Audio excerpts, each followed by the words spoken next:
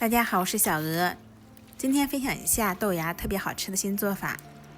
首先准备豆芽，淘洗干净，控干水分，切成小段备用，不需要切得太碎。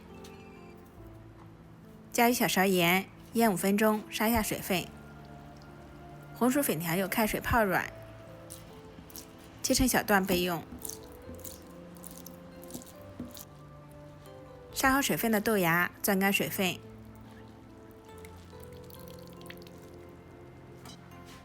放入切好的红薯粉条，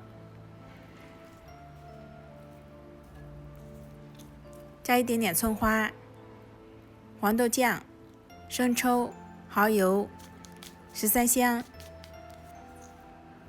喜欢吃辣的再放一些辣椒粉，最后加一点点小磨香油，搅拌均匀备用。这是我用胡萝卜汁和的面，它的体积变大，有蜂窝组织，就发酵好了。放在案板上进行揉搓排气，然后擀成长条，切成大小均匀的面剂子。剂子撒一点点干面粉，按扁，擀成稍微厚一点点的圆面片。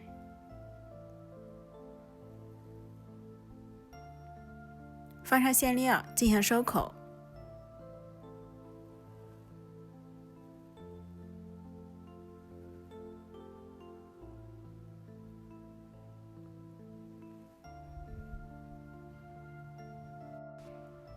篦子上刷油防粘，放入包好的包子，2次发酵20分钟左右。体积明显变大，手感变轻，就行发好了。冷水上锅，大火蒸20分钟，关火焖5分钟再出锅，防止包子遇冷塌陷。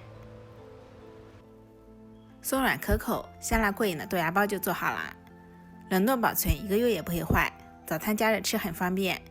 喜欢就先收藏起来吧。我是小鹅，下期节目再见，谢谢您的观看。